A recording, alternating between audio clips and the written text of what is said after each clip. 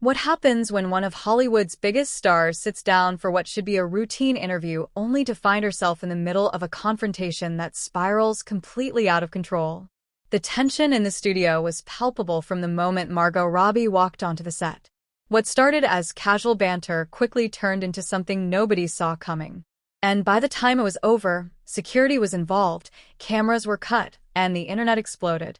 Before we get into exactly what went down, make sure you hit that subscribe button and drop a comment below telling us whose side you're on because, trust me, you're going to have an opinion about this one. The applause died down as Margot settled into her seat, flashing that signature smile to the audience. Behar leaned forward, cards in hand, wearing an expression that seemed friendly enough on the surface, but had an edge to it that the regular viewers would recognize immediately. "So, Margot, welcome back," Joy began, her voice dripping with a sweetness that didn't quite reach her eyes. "You look absolutely stunning as always. I have to say I'm a big fan of your work, even though I don't always understand the choices you make." Margot's smile tightened just slightly. "Well, thank you, Joy. I appreciate that, I think." No, I mean it as a compliment," Joy continued, waving her hand dismissively. "It's just, you're so talented, so beautiful, and yet some of the projects you choose, they're very, let's say, interesting, like that Barbie movie. I mean, who exactly was that for?" The other hosts shifted uncomfortably in their seats. Whoopi glanced at Joy with a look that said, maybe pump the brakes. But Joy wasn't done. Margot maintained her composure, though anyone watching closely could see her jaw tense. Well, the Barbie movie was for everyone, really. It was about identity, expectations, what it means to be human. We wanted to tell a story that resonated across generations. Right. But it's a doll. Joy interrupted, her voice rising slightly. "A children's toy. And you filled it with all this, forgive me, but agenda-driven content. Don't you think that's a bit much? Can't we just have entertainment anymore without everything being a statement?" "I don't think telling stories about women's experiences is agenda-driven," Margot replied, her Australian accent becoming more pronounced as her frustration grew. "I think it's just reflecting reality. And honestly, Joy, calling it agenda-driven feels a bit reductive, don't you think?" "Reductive." Joy laughed, but it wasn't a warm sound. "Oh, here we go. I make one critique, and suddenly I'm being reductive. You know this is exactly what I'm talking about. You can't say anything anymore without someone getting offended." "I'm not offended," Margot said evenly, though her knuckles were white as she gripped the armrest. "I'm just surprised that you'd reduce an entire film, one that took years to make and employed hundreds of people, down to just an agenda. That seems unfair." Sunny Holston tried to interject. "Maybe we could talk about your other projects, Margot. I know you have some exciting things coming up," but Joy wasn't ready to move on. No. "I want to finish this thought because I think it's important. Margot, you're a producer now, right? You have real power in Hollywood, and with that power comes responsibility. Don't you think you have a responsibility to consider all viewpoints, not just the ones that fit a certain narrative?" "What narrative would that be, Joy?" Margot's voice had gone very quiet, which somehow made it more intense. "Please enlighten me about what narrative I'm supposedly pushing." "The narrative that everything is problematic, that we need to deconstruct everything, that nothing from the past was any good," Joy said, her voice getting louder. "Some of us grew up with Barbie, and we turned out just fine. We didn't need someone to come along and tell us that our childhoods were traumatic or that we were being oppressed by a plastic doll." "Nobody said that," Margot countered, leaning forward now. "That's not what the movie was about at all. But if that's what you took from it, then maybe that says more about your perspective than the film itself." The audience let out a collective gasp. Joy's face flushed red. "Excuse me? Are you psychoanalyzing me now on my own show?" "I'm not psychoanalyzing anyone," Margot said, her voice still controlled, but with steel underneath. "I'm simply pointing out that you seem to have taken something very personally from a film that wasn't personal. It was universal. And if you found it threatening in some way, then perhaps that's worth examining." "Threatening?" Joy stood up slightly in her seat. "You think I feel threatened by a movie about a doll? That's absurd. What's threatening is this attitude that anyone who doesn't fall in line with your way of thinking is somehow problematic or needs to examine themselves." "That's not what I said. It's what you implied." I implied nothing. You're putting words in my mouth. Oh, am I? Because it seems to me like you came on this show with an attitude like you're too good to be here. Like we're not smart enough to understand your deep, meaningful cinema. Margot stood up now, too, her chair scraping loudly against the floor. I came on this show because I was invited. I came here to talk about my work, not to be ambushed with bad faith questions and accusations. If you had genuine questions about the film, I'd be happy to discuss them. But this isn't a discussion, Joy. This is you performing for an audience. Performing? Joy's voice reached a new pitch. I've been on television for decades. I don't need to perform for anyone, and I certainly don't need some actress who's been famous for 5 minutes telling me how to do my job. Then maybe don't tell me how to do mine. The studio went dead silent. Whoopi finally broke the silence, her voice measured but firm. Okay, let's everybody just take a breath here. This is getting out of hand. But Joy wasn't done. She pointed a finger at Margot, her hand shaking slightly. You know what your problem is? You live in a bubble. You live in Hollywood where everyone thinks the same way, acts the same way, and you forget that real people out here in the real world don't buy into all this nonsense. We're tired of being lectured to by people who make millions of dollars playing dress up. Margot's eyes widened. Playing dress up? Is that really how you view acting? As playing dress up? Oh, don't twist my words. I'm not twisting anything. You just said it. You just reduced an entire profession, an art form, to playing dress up. And you wonder why I'm getting defensive. Joy crossed her arms. I'm saying that maybe you should have a little perspective, a little humility. You make movies. You're not curing cancer. You're not solving world hunger. You're pretending to be other people for money. Very large amounts of money, I might add. And you talk for money, Margot shot back. Very large amounts of money. So, what's the difference? At least I'm creating something. What are you creating besides division and conflict? The audience was split now. Some gasping, some applauding, creating a chaotic mix of noise. Sunny tried again to intervene. Ladies, please, can we just know? Joy cut her off. No, I want to hear this. I want to hear how I'm creating division when all I did was ask a legitimate question about her movie. How is that divisive, Margot? Please explain it to me like I'm 5, since apparently I'm not sophisticated enough to understand your brilliant work. You didn't ask a legitimate question, Margot said, her voice rising now to match Joy's volume. You came at me with a preconceived judgment. You decided before I even sat down what this conversation was going to be. You wanted a fight. And congratulations, you got one. I wanted a conversation with someone I thought could handle a little pushback, but clearly you can't. Clearly, you're so used to everyone kissing your backside that the moment someone questions you, you fall apart. I'm not falling apart. I'm standing up for myself and my work. There's a difference. Standing up for yourself, Joy mocked. You're throwing a tantrum because someone dared to criticize your precious movie. Do you know how many people criticize me every single day? Do you see me melting down? You're melting down right now, Joy. Look at yourself. Look at how you're acting. How I'm acting. How I'm acting. Joy's voice cracked. You came onto my show, disrespected me, psychoanalyzed me, accused me of performing, and I'm the one acting badly. You started this? I asked a question. You attacked my work and my integrity. Alyssa Farah Griffin tried to speak up. Maybe we should go to commercial, and everyone can just cool down for a minute. No, Joyce snapped. We're not going to commercial.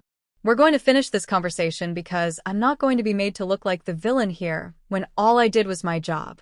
Your job is to interview guests, not attack them, Margot said, her voice shaking now with anger. Your job is to have a conversation, not to grandstand and make everything about you and your opinions. My opinions are what people tune in for. That's why this show has been on the air for decades. People want to hear what I think. Well, congratulations, because what you think is apparently that I'm some bubble-dwelling, agenda-pushing actress who makes movies for no good reason. Is that about right? If the shoe fits. The moment those words left Joy's mouth, Margot's face went completely blank.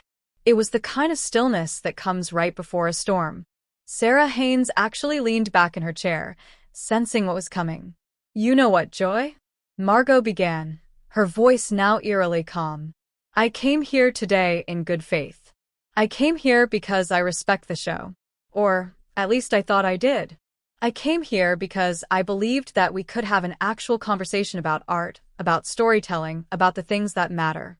But you don't want a conversation. You want a spectacle.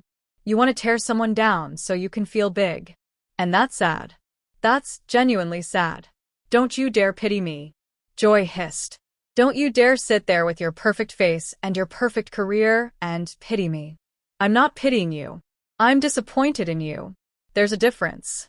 Disappointed in me. Who do you think you are? You're a guest on my show. You don't get to be disappointed in me. I'm a human being who expected better from someone I admired. Yes, Joy, I admired you. I admired your intelligence, your wit, your willingness to speak your mind, but this isn't speaking your mind. This is cruelty disguised as honesty, and I don't have to sit here and take it. Margot started to remove her microphone. Joy stood up fully now, her chair rolling backward. Oh no, you're not walking out on me. You're not going to storm off and play the victim.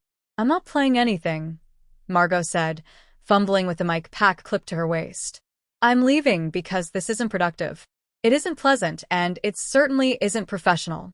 You walk out that door, and you'll never be welcome back on this show. Good, Margot said simply. That's perfectly fine with me.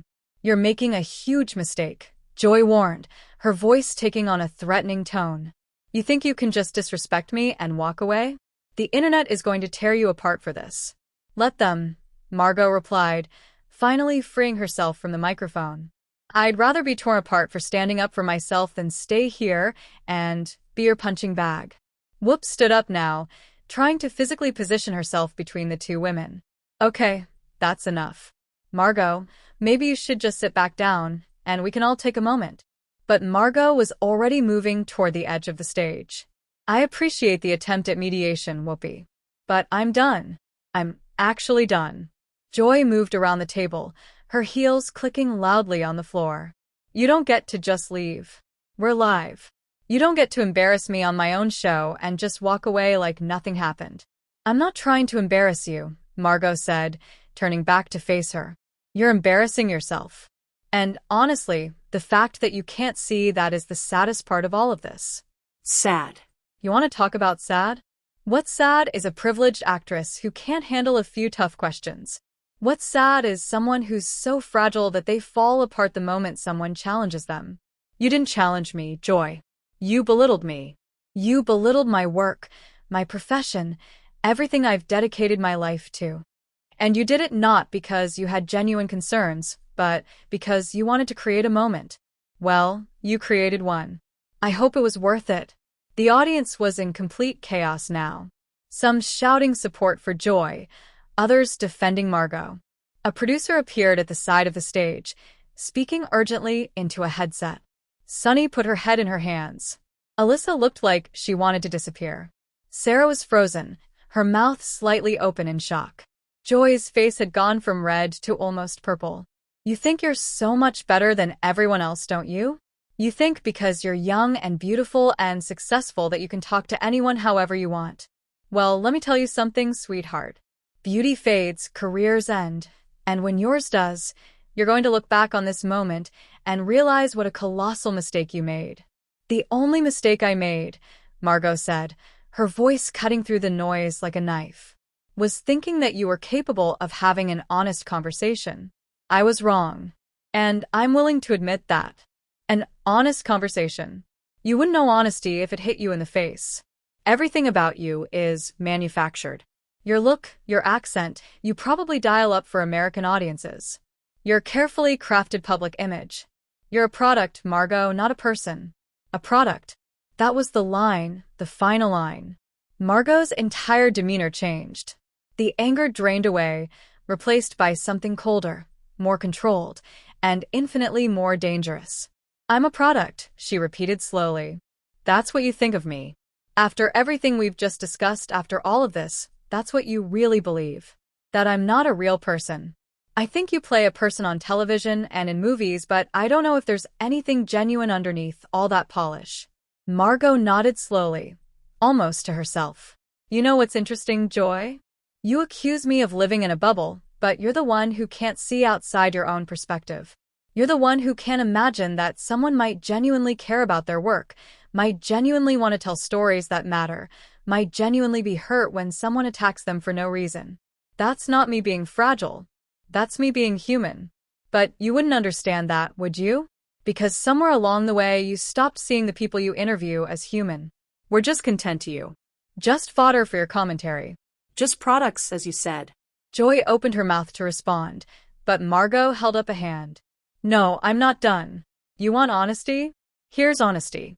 You're brilliant, Joy. You're sharp. You're funny. You're talented, but you're also bitter. And that bitterness has turned you into someone who tears others down to feel better about yourself. And the tragedy is that you don't even see it. You think you're being brave, speaking truth to power. But there's no power imbalance here. You have the platform, the audience, the home field advantage. I'm just a guest who made the mistake of thinking we could have a respectful exchange. So, yeah, I'm leaving. Not because I'm fragile, not because I can't handle criticism, but because I have enough self-respect to know when I'm not wanted and when a situation has become toxic. She turned again to leave. And this time, Joy actually reached out and grabbed her arm. Don't you dare walk away from me when I'm talking to you. The physical contact changed everything. Margot looked down at Joy's hand on her arm, then back up at Joy's face. Let go of me. Not until you sit back down and finish this conversation like an adult. Let go of me right now. Whoopi rushed over. Joy, let her go. This has gone far enough. But Joy's grip tightened. She doesn't get to disrespect me and leave. I said let go. Margot's voice had gone very quiet again, and there was something in her eyes that made even Joy hesitate. You have 3 seconds to remove your hand from my arm, or I will remove it for you. Are you threatening me? I'm setting a boundary. 1, 2. Joy let go, but not before giving Margot's arm a slight push. It wasn't hard, but it was deliberate. Margot stumbled back slightly, more from surprise than force, and that's when security finally intervened. 2 large men in black suits appeared seemingly from nowhere, positioning themselves between the 2 women. Ma'am, we need you to leave the stage, one of them said to Margot, his tone respectful but firm. Margot looked at him incredulously. Me? I'm the one who needs to leave. She just put her hands on me. Both of you need to leave, Whoopi said firmly, taking control of the situation. This interview is over. Someone cut to commercial now. Joy pointed at Margot, her hand shaking. This is on you. All of this is on you. You came here with an attitude. You disrespected me, and now you're trying to make me look like the bad guy. I don't need to make you look like anything, Margot said as the security guard gently guided her toward the exit. You've done that all by yourself. Get her out of here, Joy shouted. Get her out of my studio. Gladly, Margot called back. Believe me, gladly. As she was escorted off stage, the last thing Margot heard was Joy yelling at the producers. Someone better make sure that footage never sees the light of day. You hear me? I want it gone. All of it. But it was too late. The show was live. Millions of people had just witnessed the entire confrontation. And as Margot walked down the hallway, her hands shaking with adrenaline, her heart pounding in her chest, she knew that everything had changed. She pulled out her phone and saw it was already starting. Social media was exploding. Clips were being shared. Think pieces were being written in real time. The world had watched her stand up to Joy Behar. And now she would have to live with whatever came next. She stopped walking for a moment, took a deep breath, and let herself feel everything she'd been holding back during the confrontation. The anger, the hurt, the frustration, the disappointment. She'd gone on that show hoping for a genuine conversation about her work, about art, about the things she cared about. Instead, she'd gotten a masterclass in how quickly civility could break down, how easily respect could be lost, and how sometimes standing up for yourself meant walking away. So, what do you think? Was Margot right to leave, or should she have stayed and tried to work it out? Did Joy cross a line, or was she just doing her job? Drop a comment below with your thoughts. And make sure you hit that subscribe button, because this story is far from over. The internet is still on fire, and we'll be covering every single development as it happens. Let us know in the comments, Team Joy or Team Margot.